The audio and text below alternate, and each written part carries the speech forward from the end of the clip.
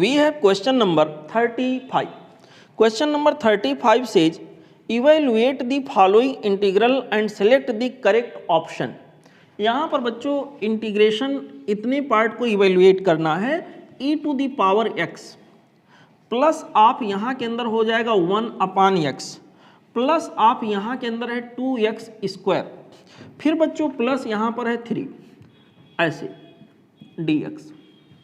ठीक है बच्चों, यहाँ के अंदर इसको इवेल्युएट करके इसका डिफरेंशिएशन फाइंड आउट करना है, सॉरी इंटीग्रेशन फाइंड आउट करना है। तो बच्चों बहुत सिंपल सा होगा, यहाँ सीधे प्रोसीड करते जाएंगे। प्लस माइनस अगर है e की पावर x का इंटीग्रेशन x के रेस्पेक्ट में e की पावर x ही रहेगा।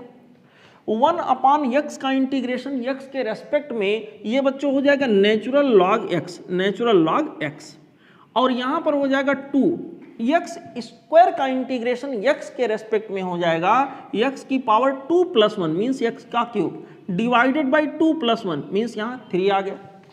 और 3 का डिफरेंशिएशन बच्चों 3 यहाँ पर x की पावर 0 छुपा है, x की पावर 0 का करेंगे तो x की पावर 0+1 डिवाइडेड बाई 0+1 यानी कि आ जाएगा x प्लस यहाँ पर कोई इंटीग्रेटिंग कांस्टेंट। मेरे प्यारे बच्चों यही हमारा आंसर हो जाएगा।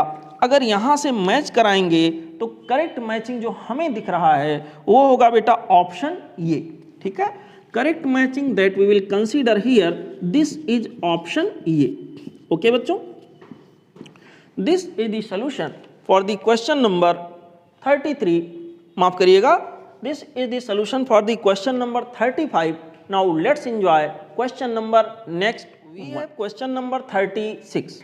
Question number 36 is time taken by particle performing SHM from x equal to 0 to x equal to square root 3/2a is t1।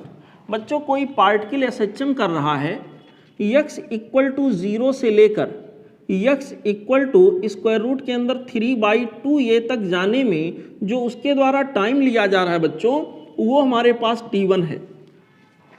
फिर दूसरा कह रहा है फिर from x equal to a/2 to x equal to a, ये time हमारा t2 है। यहाँ पर बच्चों दूसरे सिचुएशन में ये बोला गया है ये SHM हो रहा है इस लाइन के अलावा, x इक्वल टू 0 यहाँ होगा, यहाँ कहीं बेटा x इक्वल टू a/2 है और यहाँ पर x इक्वल टू क्या है ये है।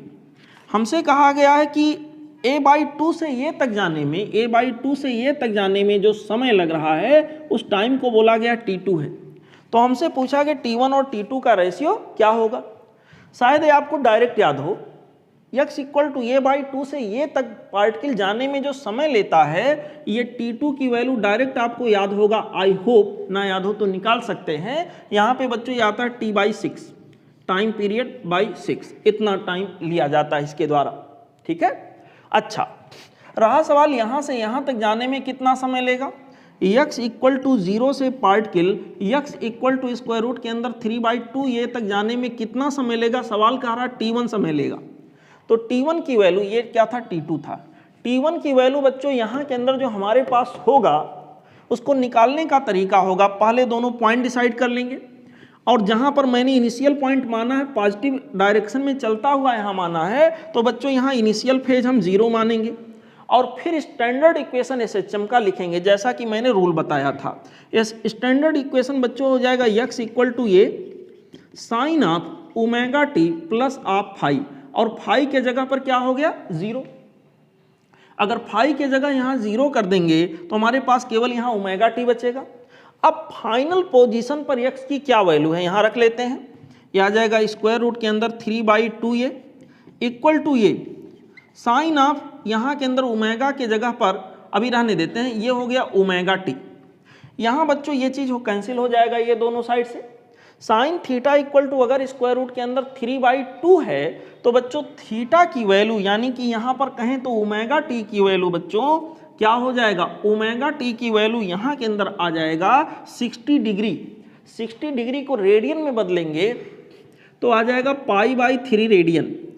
ओमेगा के जगह पर लिख दिया 2π/T, स्मॉल यहाँ पर क्या हो जाएगा स्मॉल t के जगह पर बच्चों यहाँ से यहाँ तक जाने में जो समय लगा वो क्या है t1। तो यहाँ के अंदर बच्चों हमारे पास t1 यहाँ रख दिया, t के जगह पर t1 रख दिया। इनफैक्ट t के जगह यहाँ का क्या रखना था t1। T1 की वैल्यू बच्चों हमें निकालना है, क्या होगा, पाई दोनों साइड से कैंसिल आउट हो रहा है। यहाँ पर बच्चों कैपिटल स्मॉल T1 की वैल्यू ये हो जाएगा कैपिटल T डिवाइडेड बाई 6। तो हम क्या चीज़ देख रहे हैं, 0 से x इक्वल टू ये स्क्वायर रूट 3/2 ये तक जाने में T1 टाइम, a/2 से ये तक जाने में T2 टाइम। इन दोनों का अगर बच्चों हम रेशियो ले लें T1 डिवाइडेड बाई T2, तो बच्चों ये रेशियो मेरे पास T/6 अपॉन T/6 यानी कि 1/1 हो जाएगा। यहाँ के अंदर बच्चों ये ratio T/6 divided by T/6 यानी कि रेशियो क्या हो गया, 1:1 कह सकते हैं या सिंपली 1 बोल सकते हैं। और यहाँ करेक्ट मैचिंग जो मुझे दिख रहा है बच्चों वो मिल रहा है ऑप्शन बी में। ठीक है, तो इसके लिए करेक्ट ऑप्शन जो हम लोग सिलेक्ट करेंगे बच्चों वो हो जाएगा ऑप्शन बी। ठीक है, this was the solution for the question number 36।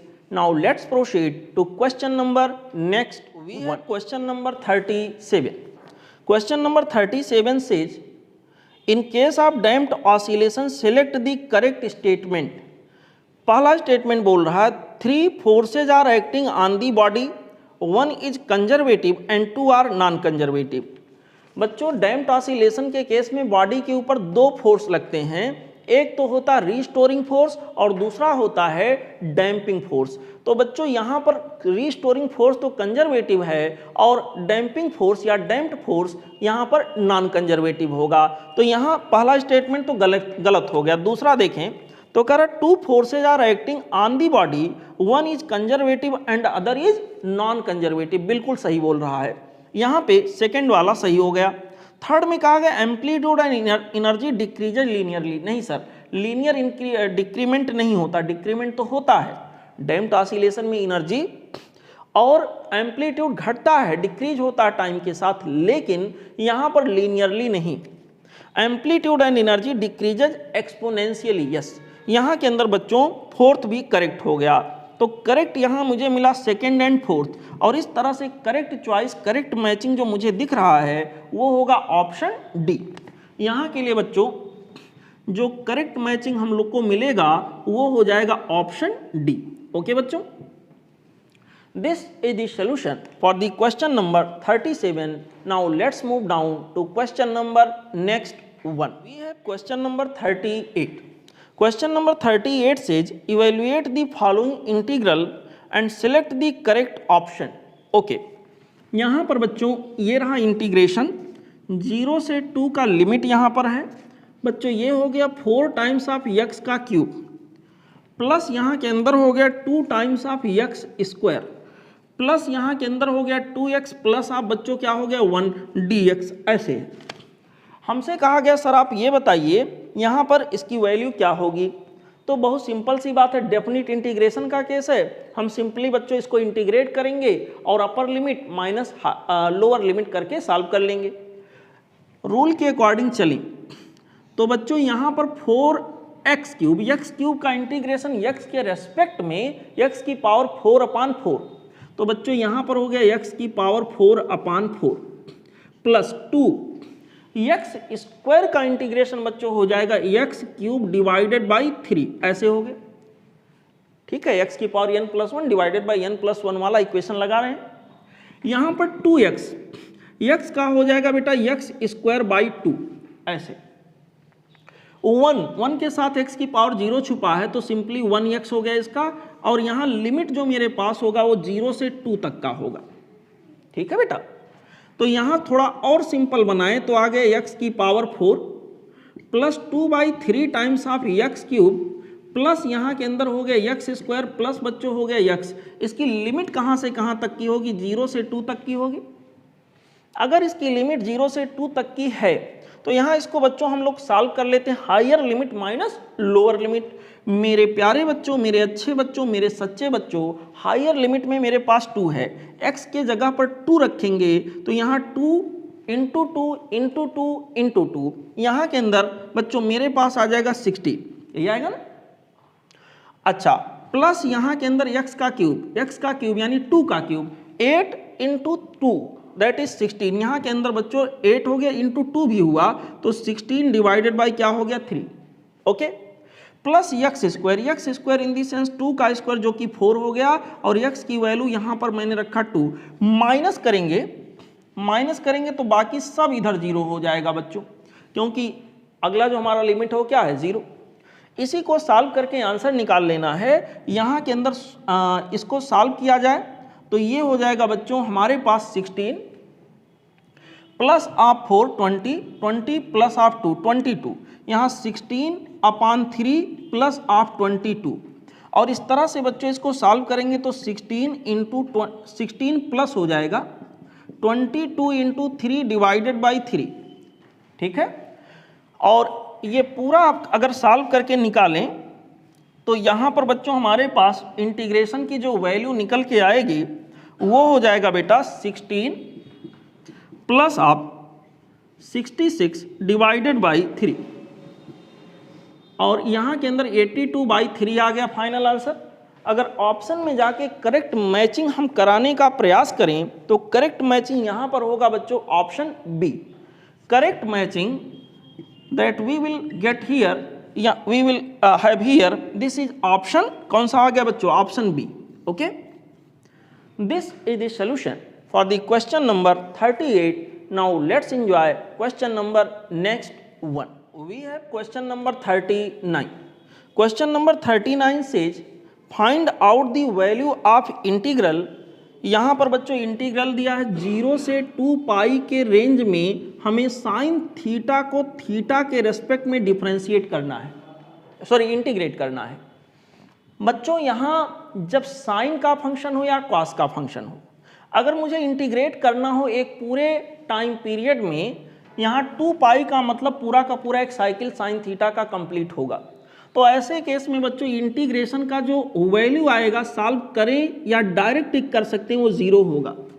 Sine theta हो या कॉस थीटा हो, इसका ग्राफ ऐसे जाता है बच्चों, यहाँ पर ग्राफ ऐसे जाता है।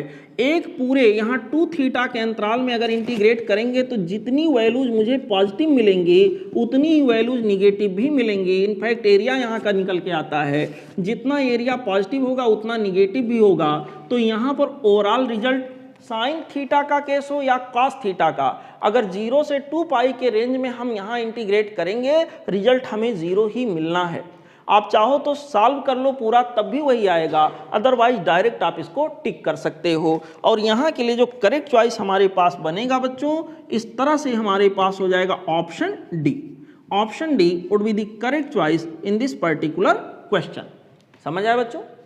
Now let's proceed down to question number next. Now we have question number 40। Question number 40 says given that, यहाँ पर दिया गया बेटा vector P, this is here ये times of I cap plus बच्चों 2 times of j cap plus यहाँ c times of के cap, ऐसे हैं यहाँ के अंदर बच्चों सी टाइम्स ऑफ के कैप। और vector Q this is also given here, vector Q equal to 2 times of I cap 2 times of I cap and A times of यहाँ के अंदर जे कैप, और बच्चों फिर लिखा है 3 टाइम्स ऑफ यहाँ के अंदर के कैप। हमसे कहा गया ये दोनों वेक्टर एक दूसरे के पैरेलल हैं, तो ये और सी की वैल्यू यहाँ के अंदर क्या होगा?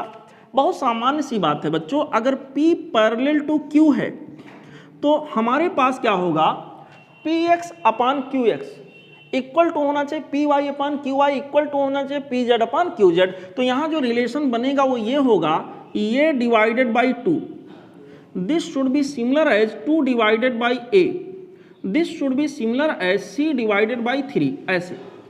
ठीक है मेरे प्यारे बच्चों, मेरे अच्छे बच्चों, मेरे सच्चे बच्चों, यहाँ के लिए अगर इन दोनों को हम सॉल्व करेंगे तो ये स्क्वायर की वैल्यू यहाँ के अंदर 4 आ गया, तो ये की वैल्यू क्या हो जाएगा 2।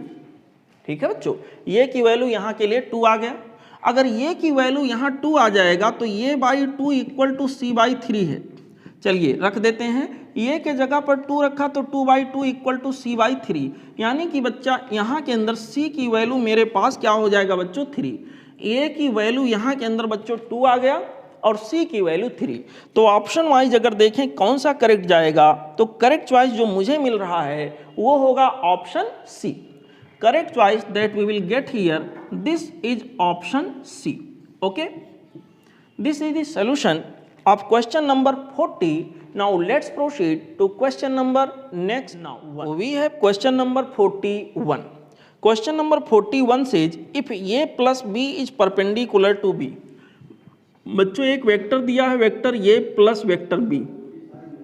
This vector is perpendicular to vector b, यानी इन दोनों वेक्टर के बीच में एंगल 90 डिग्री है.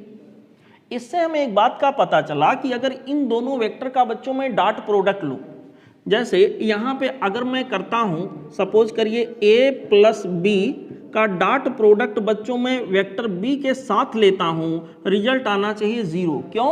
क्योंकि इन दोनों वेक्टर के बीच में एंगल कितना है? 90 डिग्री है. बेटा यहाँ पर b वेक्टर का a के साथ डॉट प्रोडक्ट ये हो जाएगा a डॉट b, और फिर यहाँ पर b वेक्टर का b के साथ डॉट प्रोडक्ट ये हो जाएगा बच्चों b डॉट b, तो b स्क्वायर आ जाएगा ये, दिस इज 0. ठीक है. और इस तरह से बच्चों हम लिख सकते हैं ये dot b this is equal to minus times of b square. यहाँ पर इक्वेशन नंबर 1. एक और सिचुएशन यहाँ दिया गया है कि vector vector a plus 2b, vector a plus of 2 times of vector b, this one. This vector is perpendicular to vector A. Vector A के परपेंडिकुलर है, इसका मतलब इन दोनों वेक्टर के बीच में एंगल 90 डिग्री है.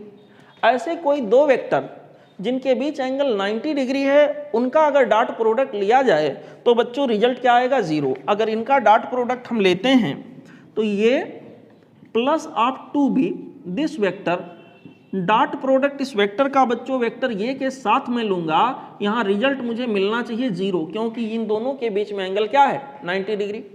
वेक्टर ये का डॉट प्रोडक्ट वेक्टर ये के साथ तो हो गया ये डॉट ये, मीन्स ये स्क्वायर हो जाएगा. सीधा सीधा लिख देता हूँ ऐसे.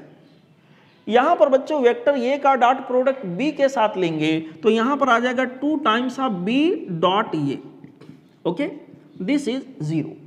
मेरे प्यारे बच्चों, मेरे अच्छे बच्चों, मेरे सच्चे बच्चों, ये डॉट b लिखो या b डॉट ये, डॉट प्रोडक्ट में कम्यूटेटिव रूल फॉलो होता है.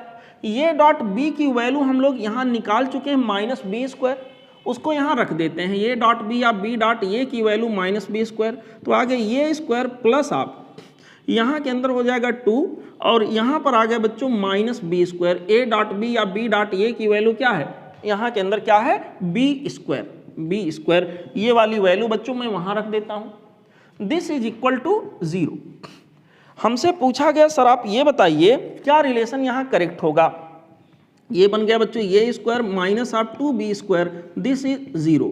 ये स्क्वायर इक्वल टू हो जाएगा 2 टाइम्स ऑफ b स्क्वायर. दोनों साइड का स्क्वायर रूट ले लेंगे तो यहां पर आ जाएगा ये इक्वल टू स्क्वायर रूट के अंदर 2 टाइम्स ऑफ b. ये बच्चों यहां पर रिलेशन बना लाइक दिस. और अगर ऑप्शन पे जाके देखें कौन सा यहाँ करेक्ट जा रहा है, तो ऑप्शन जो करेक्ट जा रहा है वो है बच्चों option A. Correct choice that we will consider here, this is option A. Okay बच्चों, ठीक है. Now let's proceed down to question number next. We have question number 42. Question number 42 says 2 pendulums begin to swing simultaneously. 2 pendulum है बच्चों एक साथ swing करना शुरू कर रहे हैं. बहुत अच्छी बात है. First pendulum makes 9 full oscillation when the other makes 7. जब एक पेंडुलम पहला वाला 9 पूरा का पूरा ऑसिलेशन पूरा करता है तो उतने ही समय में, उतने ही टाइम इंटरवल में दूसरा वाला 7 ऑसिलेशन पूरा करता है. बच्चों अगर पहले पेंडुलम का टाइम पीरियड t1 है, अगले का t2 है, तो पहला एक साइकिल पूरा करने में, एक ऑसिलेशन पूरा करने में t1 टाइम लेता है, तो 9 ऑसिलेशन पूरा करने में 9 टाइम्स ऑफ t1 लिया होगा. और दूसरा जो है एक ऑसिलेशन कंप्लीट करने में t2 टाइम ले रहा है, तो 7 ऑसिलेशन कंप्लीट करने में 7 टाइम्स ऑफ t2 टाइम लिया होगा. क्वेश्चन के अकॉर्डिंग ये दोनों इक्वल हैं. इट मीन्स यहाँ के अंदर बेटा t1 डिवाइडेड बाई t2, ये रेशियो मेरे पास आ गया 7/9. ऐसे हमसे कहा गया कि सर अगर ऐसा है तो ratio of length of the 2 pendulums, उन 2 पेंडुलम के लेंथ का रेशियो क्या होगा? मेरे प्यारे बच्चों t की वैल्यू हमारे पास होता है 2 पाई स्क्वायर रूट के अंदर l/g. हम कह सकते हैं t directly proportional to square root के अंदर l है. g तो एक ही रहेगा, एक ही माहौल में दोनों ऑसिलेट कर रहे हैं. यहाँ पर बच्चों t square will be directly proportional to l. यानी कि यहाँ पर बच्चों अगर L1 बाई L2 करें तो ये हो जाएगा T1 बाई T2 का होल स्क्वायर। यहाँ से देखें तो T1 बाई T2 की वैल्यू है 7/9, तो यहाँ पर बच्चों आ जाएगा 7/9 का होल स्क्वायर। दैट मीन्स बच्चों यहाँ हो गया 49/81। 49/81 इन दी सेंस हमारा करेक्ट चॉइस जो यहाँ के लिए हो गया वो हो गया ऑप्शन सी। ठीक है बेटा, correct choice that we will consider here, this is option C. Okay बच्चों, this was the solution for the question number 42. Now let's proceed to question number next. Question number 43. Question number 43 says the position of a particle at time t is given by. बच्चों किसी particle का position जो कि time dependent है वो दिया गया है equal to V naught, bracket में x के ब्रैकेट में t लिखने का मतलब x टाइम के ऊपर डिपेंड करता है। ये मुझको दिया गया V naught divided by a और यहाँ पर है 1 minus of e to the power minus of a into T, ऐसे दिया गया है। कहा गया यहाँ वी नॉट कॉन्स्टेंट है और ये की वैल्यू ग्रेटर देन 0 है, यानी ये की वैल्यू पॉजिटिव है। Dimensions of V naught and A are respectively. बच्चों ध्यान से देखिए, यहाँ पर जो हमारे पास ए टी होगा एक्सपोनेंशियल की जो भी पावर होती है बच्चों डायमेंशन लेस होती है, तो ए टी यहाँ डायमेंशन लेस हो गया। अगर बच्चों ए टी यहाँ डायमेंशन लेस हो गया तो बच्चों यहाँ ये तभी पॉसिबल है जब ये का डायमेंशन टी यानी टाइम के डायमेंशन का इन्वर्स हो, यानी ये का जो डायमेंशन होगा मेरे प्यारे बच्चों टी इन्वर्स के सिमिलर आएगा, तभी तो ये डायमेंशन लेस बनेगा, क्योंकि यहाँ टी है, टी फॉर टाइम, तो यहाँ टाइम का इन्वर्स वाला कोई टर्म होगा। अच्छा, यहाँ पर फिर हमसे कहा गया है वी नॉट और ये का डायमेंशन पूछा गया है, तो ये का तो पता चल गया टी का इन्वर्स है जो कि ऑप्शन 2 ऑप्शन में दिख रहा है ए और डी में। अब सवाल उठा वी नॉट का क्या होगा। बच्चों इतने टर्म का एक्सपोनेंशियल का कोई डायमेंशन नहीं होगा, अगर ये डायमेंशन लेस है तो ये भी डायमेंशन 1 तो डायमेंशन लेस ही है, तो ये पूरा ब्रैकेट यहाँ से यहाँ तक डायमेंशन लेस होगा। इसका मतलब बच्चों वी नॉट बाई ए का जो डायमेंशन होगा, मतलब वी नॉट का डायमेंशन अपान ये का डायमेंशन, और बच्चों यक्स यहाँ पोजीशन को दिखा रहा है, पोजीशन का मतलब यहाँ डिस्टेंस से है, लेंथ से है, यहाँ लेंथ को दिखा रहा है, यानी कि इसका डायमेंशन यल के सिमिलर हो गया। इस तरह से बच्चों यहाँ वी नॉट का डायमेंशन इक्वल टू हो जाएगा यल इंटू ये का डायमेंशन, और ये का डायमेंशन देखिए टी इनवर्स है, तो यहाँ के अंदर बच्चों ये मेरे पास हो जाएगा इंटू ये का डायमेंशन मीन्स टी इनवर्स। तो यहाँ पर जो हमारा ऑप्शन करेक्ट जाएगा वो हो जाएगा बच्चों यम की पावर 0, वी नॉट के लिए यम की पावर 0 यल इंटू टी की पावर -1 हमें ऑप्शन डी में मिल रहा है, और ये का डायमेंशन टी इनवर्स। यहाँ के लिए बेटा जो करेक्ट चॉइस हम लोग सिलेक्ट करेंगे वो हो जाएगा ऑप्शन डी। ठीक है, option D would be the correct choice in this particular question. Now let's proceed to question number next. We have question number 44। Question number 44 says find, यहाँ पर बच्चों एक सीरीज बना के दिया है 1 - 1/3 plus of 1/9 minus of 1/27 plus of so on, ऐसे कहाँ तक गया, इनफाइनाइट तक गया। बच्चों हमसे कहा गया है कि यहाँ के अंदर बताइए क्या करेक्ट होगा। देखिए यहाँ पर बच्चों अगर मैं देखूँ -1/3 को 1 से डिवाइड करूँगा तो आएगा -1/3। 1/9 को अगर -1/3 से डिवाइड करूँगा फिर मुझे मिलेगा -1/3। -1/27 को 1/9 से डिवाइड करूँगा -1/3 मिलेगा। तो यहाँ पर बच्चों क्या हो रहा है, एक जीपी बना हुआ है, जियोमेट्रिकल प्रोग्रेशन बना हुआ है। मेरे प्यारे बच्चों यहाँ इनफाइनाइट टर्म का जो सम होगा वो बाई फार्मूला आ जाएगा ये डिवाइडेड बाई 1 माइनस आर, ऐसे। बच्चों यहाँ के अंदर ये का मतलब 1 हो गया डिवाइडेड बाई 1 माइनस आर के जगह पर आ गया -1/3। ठीक, यहाँ पे 1 डिवाइडेड बाई 1 प्लस ऑफ 1/3 हो जाएगा। सॉल्व करेंगे बच्चों तो यहाँ के लिए जो हमारा आंसर होगा 1 डिवाइडेड बाई, यहाँ पर हो जाएगा बच्चों 3 + 1 दैट इज 4 डिवाइडेड बाई 3। ठीक, यहाँ पर 3/4 इसका आंसर आ गया। अगर ऑप्शन में देखें तो कोई भी ऑप्शन यहाँ बच्चों मैचिंग नहीं है, में भी ये मिसप्रिंटिंग कोई सा रहा हो, और यहाँ के लिए बच्चों कोई ऑप्शन फिलहाल मैचिंग नहीं है। ये क्वेश्चन होना चाहिए अंडर जनरल मार्किंग, ठीक है। ओके, तो फिलहाल करेक्ट आंसर यही होगा। और यहाँ के लिए अब बच्चों हम लोग आगे बढ़ेंगे अगले क्वेश्चन पे, और हमारा अगला क्वेश्चन होगा question number 45। We have question number 45। Question number 45 says find the 15th term in AP. एक एपी है बेटा 1, 4, 7 एंड सो ऑन। एक हमारे पास बच्चों कोई एपी है, अर्थमेटिक प्रोग्रेशन है। इसमें हमको कहा गया कि सर आप ये बताइए 15th टर्म कौन सा होगा, 15वां टर्म कौन सा होगा। तो अर्थमेटिक प्रोग्रेशन में एपी में बच्चों क्या होता है कि यहाँ पर nth टर्म की वैल्यू, nth टर्म मैं ऐसे कहूँ nth टर्म की वैल्यू होती ये plus of n-1 into D. बेटा ये मतलब पहला टर्म जो कि यहाँ पर है 1 प्लस n-1। 15th टर्म चाहिए तो n की जगह हो गया 15 - 1। डी का मतलब बच्चों जो गैप लगातार जा रहा, 3 का गैप जा रहा, दैट इज डी। यहाँ के अंदर बच्चों, यहाँ के अंदर मैंने लिख दिया 3, तो 1 प्लस आप 14 मल्टीप्लाइड बाई 3, ठीक है। यहाँ पर 42 + 1 दैट मीन्स 43, यही हमारा आंसर हो जाएगा। और अगर आंसर ये हो जाएगा 43, तो करेक्ट चॉइस यहाँ के लिए जो होगा वो हो जाएगा बच्चों ऑप्शन ये, ठीक है। Correct choice that we will consider here, this is option A. Okay, चलते हैं बच्चों अगले क्वेश्चन नंबर 46। क्वेश्चन नंबर 46 में बच्चों दो वेक्टर गिवन है, ए एंड बी। ये हमारा वेक्टर जो दिया गया है स्मॉल ये ऐसे लिखा गया है, this is i cap plus बच्चों यहाँ के अंदर है 2 times of j cap plus 3 times of के cap, 2 times of j cap plus 3 times of के कैप। और vector b this is given here 2i cap plus 3j cap plus k cap, 2i cap plus 3j cap plus बच्चों यहाँ के अंदर है k cap. ऐसे हमसे कहा गया सर आप ये बताइए यहाँ पर डायरेक्शन क्या होगा, unit vector in the direction of 2a plus b।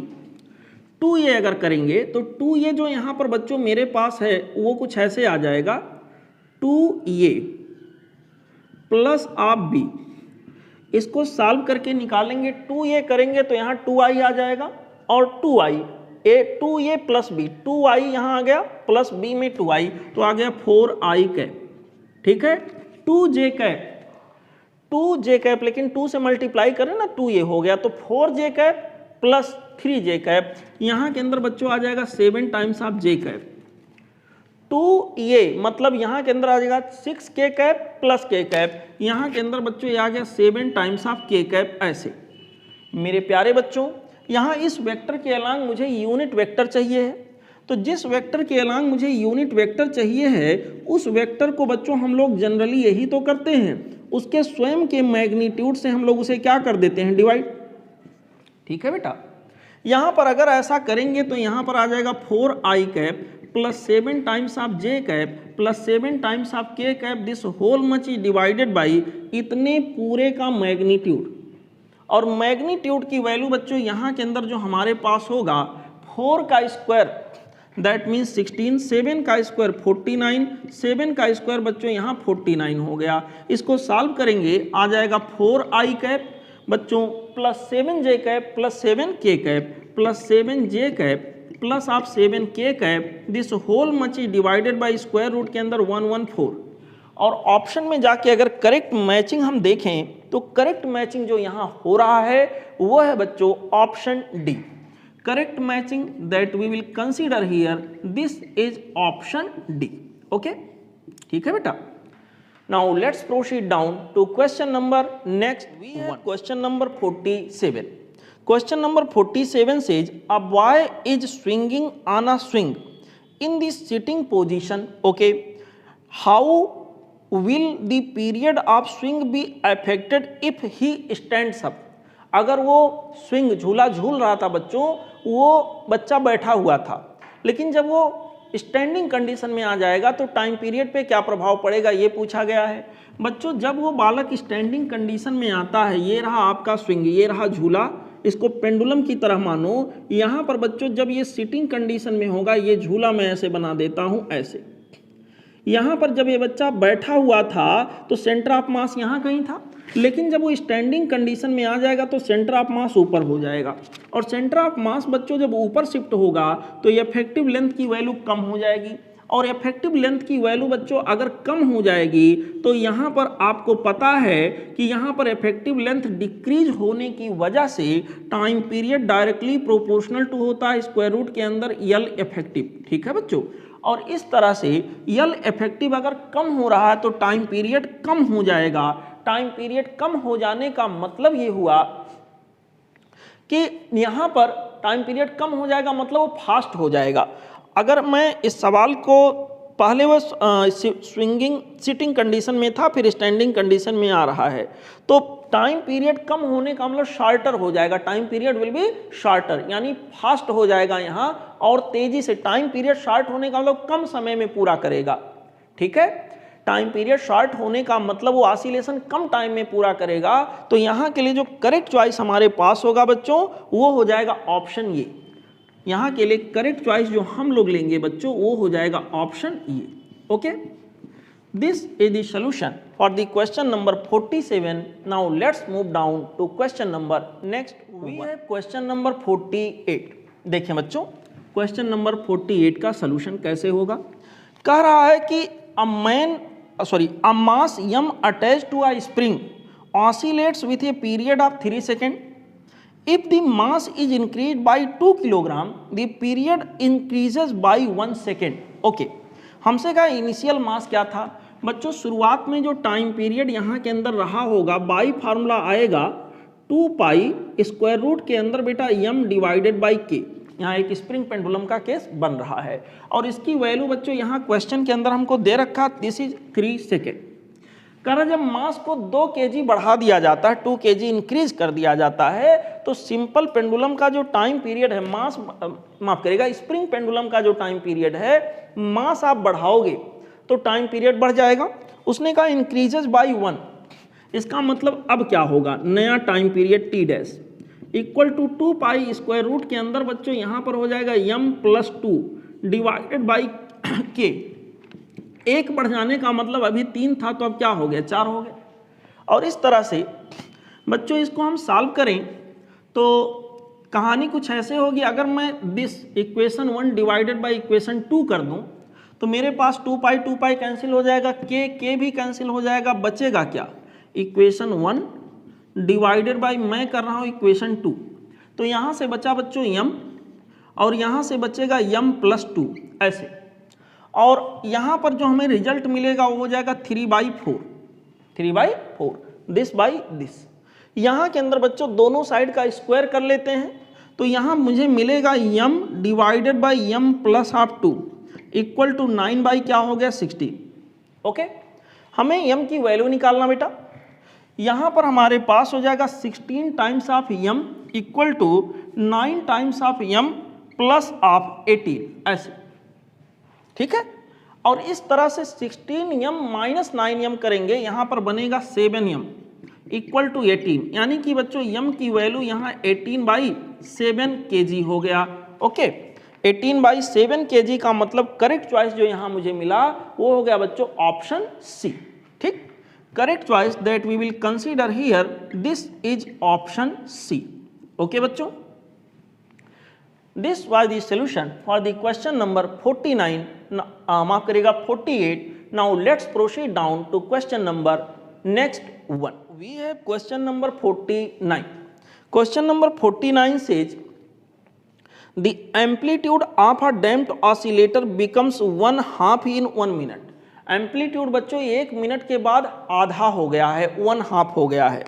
तो कहा गया है कि बताइए amplitude after 3 minute will be 1/eta times then eta क्या होगा, यहाँ पर बच्चों पूछा गया है। सवाल में पहला कंडीशन जो दिया गया, देखो बच्चों डैम्प्ड ऑसिलेशन में एम्पलीट्यूड को लिखते हैं a0 e की पावर -1/2 b/2m, उसको बच्चों यहाँ पर मैं k लिख देता हूँ, उतना बड़ा वैल्यू ना लिखकर k लिख देता हूँ। यहाँ के अंदर इंटू होता है t minus b/2m into T, और b/2m को ऐसे एक कांस्टेंट के रूप में मैंने लिख दिया ताकि भारी भरकम वैल्यू मुझे लिखना ना पड़े। अब यहाँ पर कह रहा कि सर ऐसा है 1 मिनट के बाद उसका जो एम्पलीट्यूड है हाफ हो गया है। 1 मिनट के बाद एम्पलीट्यूड हाफ, मतलब अगर मैं यहाँ पर देखूँ t = 1 मिनट वाले कंडीशन में तो एम्पलीट्यूड हमारा a0 क्या हो गया 2 इक्वल टू यहाँ के अंदर आ जाएगा बच्चों a0 e⁻⁻k, और k के स्थान पे यहाँ k ही रहेगा और t के जगह पर 1 हो गया, यानी कि यहाँ पर e⁻−k की वैल्यू बच्चों क्या आ गया 1/2। एक इक्वेशन मुझे यहाँ से मिला, ये वाला।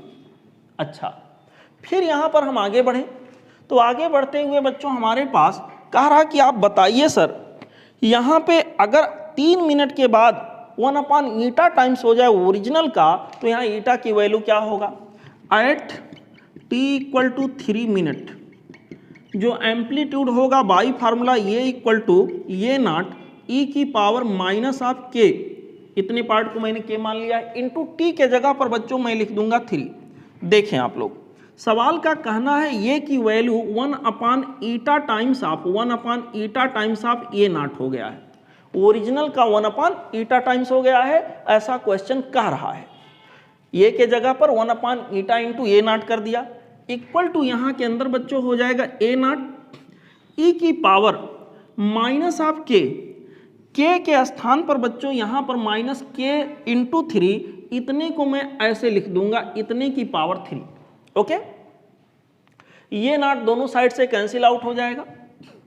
ठीक, अब यहाँ पर मेरे पास 1/η this will be equal to e⁻−k की वैल्यू बच्चों 1/2 है, तो यहाँ पर मेरे पास हो गया 1/2 का क्यूब, मतलब 1/2 का क्यूब, यानी कि बेटा ईटा की वैल्यू जो मेरे पास हो गया 2 की पावर 3। और इस तरह से अगर मैं करेक्ट चॉइस खोजूं तो बच्चों करेक्ट चॉइस हमारे पास मिलेगा option B. Okay, correct choice that we will get here this is option B. Okay बच्चों, ठीक है, this is the solution for the question number 49। Now let's proceed to question number next one. We have question number 50। Question number 50 says a physical quantity is measured and the result is expressed as n into u, where u is the unit used and n is the numerical value. If the result is expressed in various units, then बच्चों यहाँ पर various unit में हमें पता है किसी given definite quantity या physical quantity के लिए हम उसका रिप्रेजेंटेशन कैसे करते हैं, न्यूमेरिकल वैल्यू इनटू यूनिट, और ये चीज़ बच्चों यहाँ के अंदर क्या होता है कांस्टेंट। ठीक है, तो यहाँ पर n इनवर्सली प्रोपोर्शनल टू क्या होता है u, यूनिट हम बड़ा करेंगे तो न्यूमेरिकल वैल्यू कम हो जाएगा, यूनिट छोटा रखेंगे तो न्यूमेरिकल वैल्यू ज़्यादा हो जाएगा। तो यहाँ पर जो करेक्ट हमारा मैचिंग होगा वो होगा बच्चों ऑप्शन डी से। यहाँ के लिए इस क्वेश्चन का करेक्ट चॉइस जो होगा, करेक्ट जो यहाँ पर सिलेक्शन होगा वो होगा बच्चों ऑप्शन डी। ओके, ठीक है बच्चों, इस तरह से टेस्ट नंबर 3 का जो सलूशन था हम लोगों ने डिस्कस कर लिया। आई होप आप ऐसे अच्छे से पढ़ाई करते रहेंगे और अगले टेस्ट में और अच्छा करने का प्रयास करेंगे। थैंक यू बच्चों।